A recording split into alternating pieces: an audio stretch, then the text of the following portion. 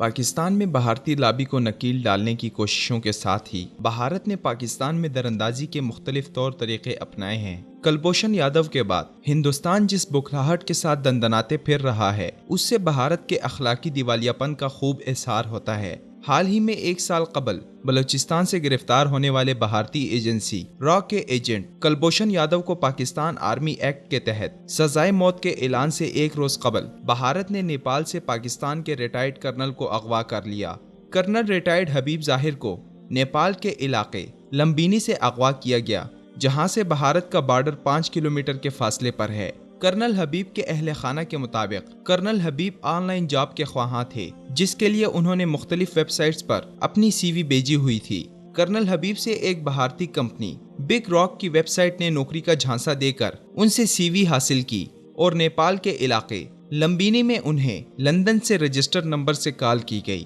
اور انہیں وہاں سے اغوا کر لیا گیا۔ کرنل حبیب کے اہل خانہ نے بھارتی خفیہ ایجنسی را پر الزام عائد کیا ہے کہ اغوا کار را سے تعلق رکھتے ہیں، جبکہ تحقیقاتی اداروں کے مطابق کرنل حبیب سے رابطہ کرنے والا نمبر اصلی ہے جو ممبئی سے چلایا جاتا ہے، لیکن اس کی رجسٹریشن لندن سے کی گئی ہے۔ بگ راک کمپنی کا مین سرور ممبئی میں ہے اور کمپنی کا پتہ اندھیری سب وے نگرداس روڈ ممبئی ہے۔ کرنل حبیب کے بیٹے کی جانب سے والد کی گمشدگی پر درج کروائی گئی ایف آئی آر میں کہا گیا ہے کہ کرنل حبیب کو ملک دشمن خفیہ اداروں نے اغوا کیا ہے، جبکہ وہ نیپالی حکومت سے رابطے میں ہیں اور نیپالی حکومت نے انہیں تحقیقات اور سراغ لگانے میں پورے تعاون کا یقین دلایا ہے، جبکہ دوسری جانب نیپالی حکومت کا کہنا ہے کہ کرنل حبیب کا تاحال کوئی سراغ نہیں لگایا جا سکا۔ اسی حوالے سے پاکستان کے دفتر خارجہ نے بھی اس حوالے سے بریفنگ میں کہا ہے کہ پاکستان کرنل حبیب ظاہر کے اغوا میں بیرونی ایجنسیوں کے کردار کو نظر انداز نہیں کر سکتا